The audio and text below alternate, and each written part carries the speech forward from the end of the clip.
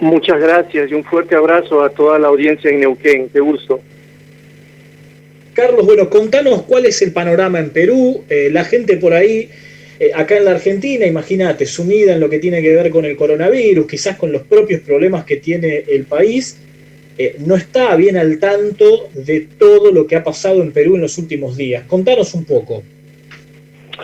Bueno, lo que ha acontecido en esta última semana en particular ha sido básicamente una crisis política institucional que tiene también fuerte presencia en el campo social. Y en el campo social me refiero a las organizaciones, a los ciudadanos y ciudadanas que no solamente han quedado estupefactos por lo que ha pasado, sino también muestran sus serias molestias, enojos y fastidios con una clase política que opera muy desconocida de las demandas populares. Esto seguramente, que digo, puede ser bastante familiar en muchas realidades de América Latina, pero en el caso peruano está muy acentuado. ¿Qué pasó en esta semana? En esta semana se destituyó o se vacó a un presidente, en este caso a Martín Vizcarra, que llegó al cargo como vicepresidente con el anterior presidente, que se llamaba Pedro Pablo Kuczynski, que ganó las elecciones hace casi 5 años. Luego él fue destituido por el caso Odebrecht y asumió la presidencia su vicepresidente de entonces, que en este caso es Martín Vizcarra. Martín Vizcarra gobernó con mucha inestabilidad porque no cuenta con un partido político constituido en el legislativo, y durante su periodo ha por lo menos recibido 3 intentos de destitución. Y el tercer intento de destitución se materializó hace una semana, cuando el Congreso nuevamente lo pone contra las cuerdas y, utilizando ciertas maniobras constitucionales muy dudosas, destituye al presidente, y el presidente del Congreso asume la presidencia, que se llamaba Manuel Merino. Este señor gobernó, si se puede llamar así, porque es un gobierno de facto, porque hay serias dudas sobre el amparo constitucional que ellos pretenden defender. Gobernó por 6 días debido a las fuertes protestas y manifestaciones pacíficas de organizaciones de distinto tipo y de los ciudadanos y ciudadanas no organizados, que ha dejado como saldo 2 muertos, decenas de heridos y aún personas desaparecidas. El número de personas desaparecidas oscilaba en un promedio de 40. Ya se han ido encontrando a varias de estas personas, pero aún quedan todavía personas de quienes no se conoce dónde están. Luego este presidente, frente a esta situación convulsa, renunció sin reconocer lo cometido, ni tampoco asumir responsabilidad por estas muertes, heridos y desaparecidos. Y en estos días, concretamente ayer lunes, se terminó de elegir al 4º presidente de la República, que tiene como meta concreta llegar a las elecciones de abril del 2021. ¿Puede participar Sagasti de las elecciones de abril del 2021 o, al ser elegido presidente, ahora no? Al ser elegido presidente no tendría esa posibilidad, porque está bajo un gobierno interino que por la situación política, digamos, no estaría en esas posibilidades. Sin embargo, también hay que compartir a la audiencia que él viene de una fórmula presidencial de un partido que se llama el Partido Morado, y él iba como vicepresidente, candidato a la vicepresidencia para las elecciones de 2021. Por lo tanto, el Partido Morado y también las respectivas normas tendrán un poco que dirimir qué pasa con esta figura, que todavía no se ha pensado en este escenario porque la situación coyuntural está obligando más bien a saber cómo te reencaminas a recuperar ciertos niveles de estabilidad y tomar decisiones frente a la crisis económica y a la crisis sanitaria por la pandemia que está viviendo el país. Pero digamos que esa es la figura de Sagasti. Sagasti es presidente interino ahora por un consenso de las bancadas del Congreso, que es un consenso de bancadas de los golpistas. Esta es otra característica, porque no es que exista un nuevo Congreso luego de este golpe de Estado o asalto al Estado. Aquí hay una discusión también muy rica en esta materia por parte de los cientistas sociales, pero el Congreso que vacó a Vizcarra es el mismo Congreso que eligió a Sagasti, por lo tanto es un Congreso golpista que nos hace generar la pregunta de si realmente dejarán que funcione en estos 5 meses que quedan para las elecciones del 2021.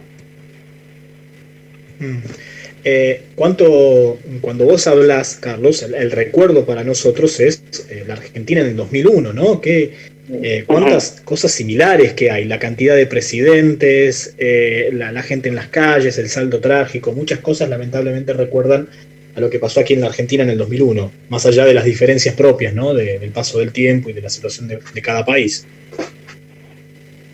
Totalmente, lo has expresado bien, con las diferencias que cada realidad tiene, pues es un escenario muy parecido. Para tener otro elemento de contexto y que la audiencia en Neuquén pueda también dimensionar esto de qué cosa es lo que pasa en Perú. Recordemos que Perú fue gobernado entre 1990 y el 2000 por un gobierno sumamente autoritario, cuyo presidente, Alberto Fujimori, ha sido condenado por delitos de lesa humanidad y graves actos de corrupción, y está cumpliendo condena. En el 2000-2001 termina ese periodo. Desde esa fecha hasta este momento que estamos hablando, todos los presidentes están siendo investigados ahora por el caso Odebrecht, todos con procesos abiertos en la Fiscalía y algunos fugados del país.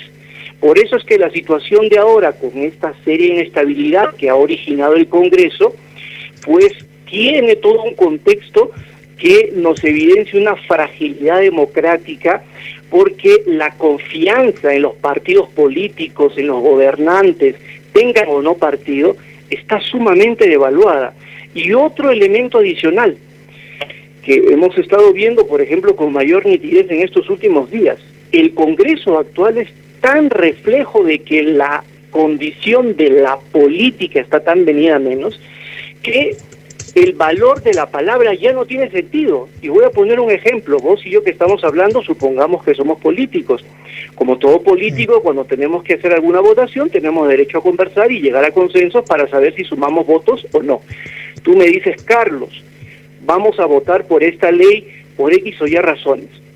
Y yo te digo, de acuerdo.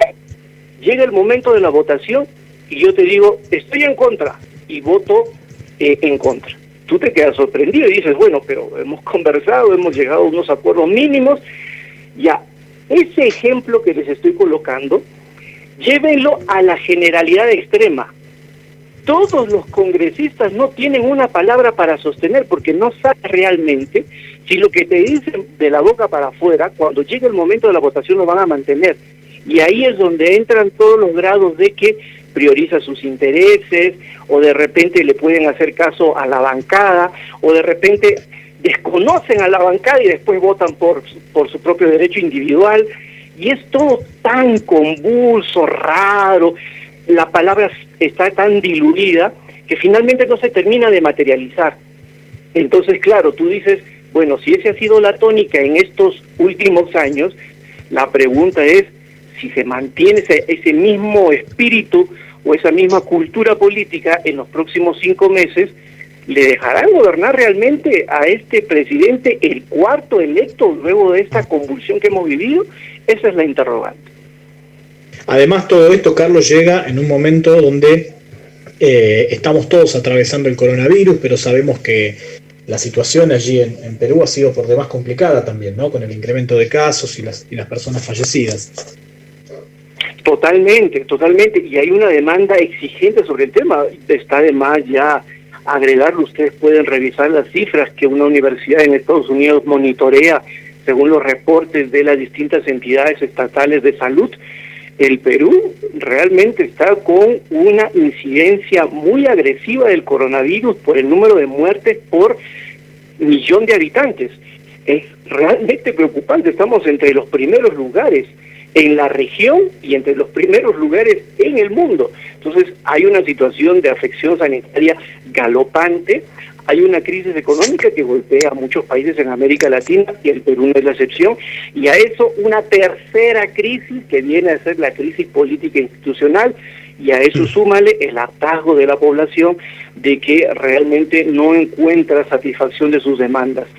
Una cosa adicional aquí que quiero compartir es que en el caso, por ejemplo, de que el Tribunal Constitucional, que es la máxima instancia, como en Argentina deben también tener una máxima instancia que un poco ordena las reglas del juego, pues en el Perú existe este Tribunal Constitucional que hasta ahorita no se pronuncia, a pesar de que ha habido una semana convulsa, tiene que decidir si lo actuado por el Congreso estuvo atentando el orden constitucional. Y si estuvo atentando el orden constitucional, vendrán cargos judiciales contra los legisladores que aún permanecen en el Congreso. En mi perspectiva personal, yo creería que sí debería generarse un antecedente, porque lo que se ha hecho realmente es una cosa tiradísima de los pelos. Y termino con un adicional para que la audiencia también lo pueda conocer, porque la gran pregunta es, ¿y qué pasa en Perú? ¿Por qué está pasando?